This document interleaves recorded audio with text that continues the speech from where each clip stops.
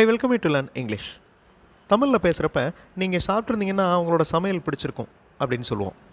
இந்த மாதிரி சொல்கிறதுக்கு நம்ம இங்கிலீஷில் இஃப் கண்டிஷனல் யூஸ் பண்ணணும். அதாவது தேர்டு இஃப் கண்டிஷனல். நான் எடுத்திருந்தா உங்ககிட்ட சொல்லியிருப்பேன், அதாவது எடுக்கலை, நான் எடுத்திருந்தேன்னா சொல்லியிருப்பேன். இந்த மாதிரி சொல்கிறதுக்கு ரொம்ப சின்ன ஸ்ட்ரக்சர் தான், ஈஸியாக அவங்களால ஞாபகம் வச்சுக்கிற முடியும். ஹேட் யூஸ் பண்ணணும், அதே மாதிரி வுட் ஹேவ் யூஸ் பண்ணணும். நான் எடுத்திருந்தால் உங்களிடம் சொல்லியிருப்பேன். நான் அப்படிங்கிறதுக்கு இங்கிலீஷில் என்னது? ஐ. எடுக்கிறதுக்கு டேக். டெல் அப்படின்னா சொல் அப்படின்னு அர்த்தம். யூ அப்படின்னா நீ, நீங்கள். இந்த வார்த்தைகள் யூஸ் பண்ணி தேர்ட் இஃப் கண்டிஷனல் யூஸ் பண்ணி ஒரு சென்டென்ஸ் ஃப்ரேம் பண்ண போகிறோம். I welcome you to the channel Sentax. உங்களுடைய ஸ்போக்கன் இங்கிலீஷ் ஸ்கில்லை டெவலப் பண்ணுறதுக்கு வீடியோஸ் அப்லோட் பண்ணிட்டு வரேன். ப்ராக்டிஸ் பண்ணிட்டே இருங்க, கண்டிப்பாக டெவலப்மெண்ட் இருக்கும். டேக் அப்படின்னா எடு அப்படின்னு அர்த்தம். எடுத்தால், எடுத்திருந்தால் அப்படின்னு அந்த வார்த்தையை நம்ம மாற்றணும். அப்போ இஃப் சேர்க்கணும். அந்த இஃப் சேர்த்தோன்னா அந்த ஆல் அப்படிங்கிற சவுண்டு வரும். ஓகே, இஃப் டேக், எடுத்தால். அந்த இஃப் டேக் அப்படின்னு டைரெக்டாக அப்ளை பண்ண முடியாது, அதில் சின்ன சின்ன சேஞ்சஸ் பண்ணணும். அதுக்கு முன்னாடி ஒரு வேர்ப், ஒரு வேலையை குறிக்கும் வார்த்தை லேர்ன் பண்ணுறப்ப அதனுடைய பாஸ்ட் ஃபார்ம், பாஸ்ட் பார்ட்டிசிபிள் ரெண்டையுமே சேர்த்து தெரிஞ்சுக்கிறணும். இப்போ டேக் அப்படின்னா எடுக்கிறது, பாஸ்ட் டென்ஸ் டுக், பாஸ்ட் பார்ட்டிசிபிள் டேக்கன். அதே மாதிரி கிவ், கேவ், கிவன். ஸோ இந்த பாஸ்ட் பார்ட்டிசிபிள் நம்ம யூஸ் பண்ண போகிறோம் இந்த சென்டென்ஸ் ஃப்ரேம் பண்ணுறதுக்கு. இப்போ இந்த மாதிரி வாக்கியங்கள், அதாவது நான் எடுத்திருந்தேன்னா உங்கள்கிட்ட சொல்லியிருப்பேன், எடுத்திருந்தால். ஸோ இந்த இஃப் யூஸ் பண்ணி சென்டென்ஸ் ஃப்ரேம் பண்ணுறது ரொம்ப ஈஸி, சின்ன ஸ்ட்ரக்சர் தான். இந்த ஹேட் பாருங்களேன், ஹேட் ப்ளஸ் V3. V3ன்னா என்னது? Past participle. அதே மாதிரி would have plus past participle. So had taken, had given, had seen. Third if conditional use பண்ணுறப்ப இந்த ஹேட் ப்ளஸ் V3. அதே மாதிரி வுட் ஹேவ் ப்ளஸ் V3, அதாவது would have Khan, would have watched, would have eaten. So இந்த மாதிரி use பண்ண போகிறோம். இது சின்ன ஸ்ட்ரக்சர் தான், உங்களால் ஈஸியாக ஞாபகம் வச்சுக்கிற முடியும். இப்போ நம்ம இந்த சென்டென்ஸை ட்ரான்ஸ்லேட் பண்ணுவோம். If I had taken. அந்த டேக்கன் அப்படிங்கிற வார்த்தை எங்கேருந்து வந்திருக்கு? டேக் அப்படின்னா எடு, took past tense, taken past participle. So அந்த ஹேடுக்கு பக்கத்தில் பாஸ்ட் பார்ட்டிசிபிள் இருக்குது. இஃப் ஐ ஹேட் டேக்கன், நான் எடுத்திருந்தால். அந்த எடுத்திருந்தால் அந்த ஆல் சவுண்டு இஃப் இருக்கிறதுனால வருது. உங்களிடம் சொல்லியிருப்பேன், I would have told you. So இந்த மாதிரி சொல்கிறதுக்கு சின்ன ஸ்ட்ரக்சர் தான். ஹேட் யூஸ் பண்ணுறோம், அப்புறம் வுட் ஹாவ் யூஸ் பண்ணுறோம். ஒரே சென்டென்ஸாக மாற்றுறப்ப இந்த மாதிரி வாக்கியங்கள், அதாவது நான் எடுத்திருந்தால் உங்களிடம் சொல்லியிருப்பேன், நீங்கள் சாப்பிட்ருந்தீங்கன்னா அவங்களுடைய சமையல் உங்களுக்கு பிடிச்சிருக்கும். இந்த மாதிரி வாக்கியங்கள் நம்மளால் இங்கிலீஷில் பேச முடியும். இப்போ நான் உங்களுக்கு ஒரு எக்ஸசைஸ் கொடுக்குறேன், தமிழ் சென்டென்சஸ் கொடுக்குறேன். அதை நீங்கள் தேர்ட் இஃப் கண்டிஷனல் யூஸ் பண்ணி சொல்லணும். நீங்கள் சாப்பிட்ருந்தீங்கன்னா அவங்களுடைய சமையல் பிடித்திருக்கும். இதுக்கு முன்னாடி இங்கிலீஷ் மாடல் சென்டென்சஸ் பார்த்தும் நீங்கள் இங்கிலீஷில் பேசுகிறதுக்கு, எழுதுறதுக்கு ப்ராக்டிஸ் பண்ணலாம். அந்த மாதிரி இங்கிலீஷ் மாடல் சென்டென்சஸ் இருக்கிற வீடியோஸ் இன்னொரு சேனல் சென்டாக்ஸ் ப்ளஸில் அப்லோட் பண்ணியிருக்கேன். அந்த சேனல் வீடியோஸும் பாருங்கள், கண்டிப்பாக உங்களுக்கு யூஸ்ஃபுல்லாக இருக்கும். நவ் கொஞ்சம் ரீகால் பண்ணிக்கலாம். நான் எடுத்திருந்தேன்னா உங்கள்கிட்ட சொல்லியிருப்பேன். If I had taken, I would have told you. So had use பண்ணுறோம், வுட் ஹேவ் யூஸ் பண்ணுறோம். அதே மாதிரி யூஸ் பண்ணி நீங்கள் இந்த வாக்கியத்தை ஃப்ரேம் பண்ண போகிறீங்க.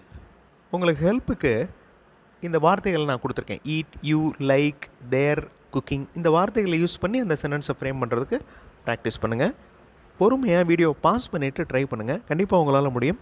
ஆன்சர் ஃபியூ செகண்ட்ஸில் டிஸ்பிளே ஆகும். நீங்கள் சாப்பிட்ருந்தீங்கன்னா அவங்களுடைய சமையல் பிடிச்சிருக்கும், அப்போ நீங்கள் சாப்பிடல அப்படின்னு அர்த்தம். So if you had eaten, had eaten, if you had eaten சாப்பிட்டிருந்தால், you would have liked their cooking. Cooking அப்படிங்கிறது சமையல். யூ வுட் ஹாவ் லைக்டு பிடித்திருக்கும். ஓகே. அவர்கள் அவரிடம் பேசியிருந்தால், அவர் அவருடைய தவறை உணர்ந்திருப்பார். அவங்க பேசியிருந்தாங்கன்னா அவர் மிஸ்டேக்கை ரியலைஸ் பண்ணியிருப்பார் அப்படின்னு சொல்லுவோம்ல. அதை நீங்கள் தேர்ட் இஃப் கண்டிஷன்ஸ் யூஸ் பண்ணி சொல்ல போகிறீங்க. வீடியோ பாஸ் பண்ணிக்கோங்க, ஆன்சர் ஃபியூ செகண்ட்ஸில் டிஸ்பிளே ஆகும். ட்ரை பண்ணுங்கள், கண்டிப்பாக உங்களால் முடியும். ட்ரை பண்ணால் தான் எந்த இடத்துல நம்ம மிஸ்டேக் பண்ணுறோம், அதே மாதிரி எந்த இடத்துல வார்த்தைகள் வராமல் ஸ்ட்ரக் ஆகி நிற்குது அப்படிங்கிறது தெரியும். ஸோ ட்ரை பண்ணால் தான் உங்களுக்கு இதெல்லாம் தெரியும். வீடியோ பாஸ் பண்ணிவிட்டு ட்ரை பண்ணுங்கள், ஆன்சர் ஃபியூ செகண்ட்ஸில் டிஸ்பிளே ஆகும். If they had spoken. Speak அப்படிங்கிறது ப்ரெசன்ட் ஃபார்ம், ஸ்போக் அப்படிங்கிறது past form, spoken past participle. If they had spoken to him, he would have realised his mistake. Realise உணர்தல், mistake தவறு. He would have realised his mistake.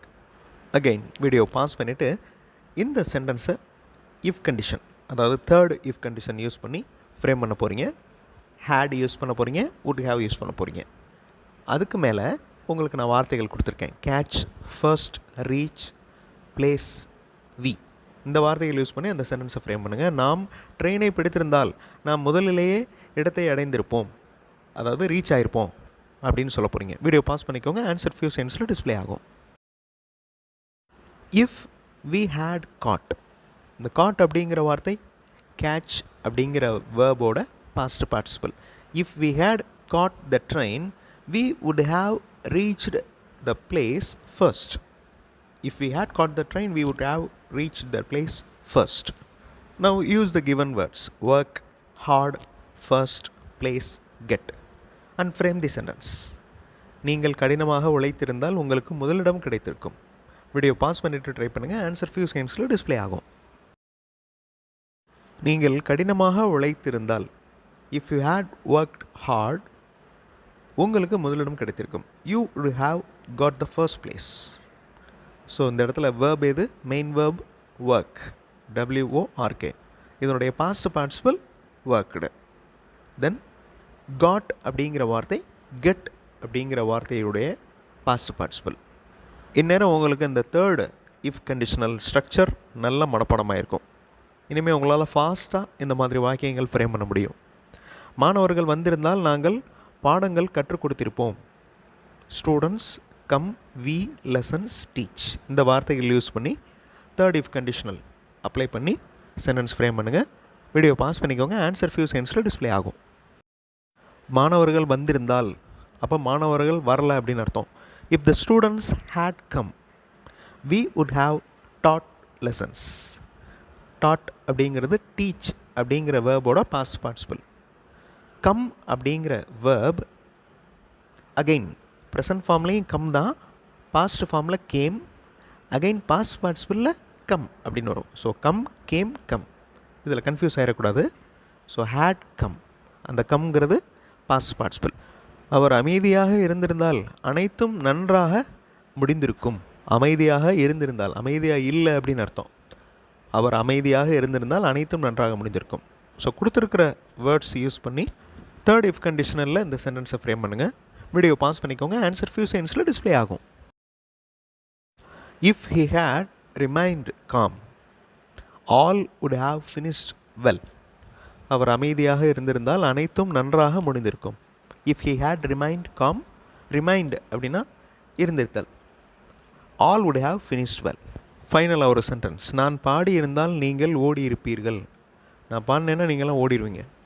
I sing, you run.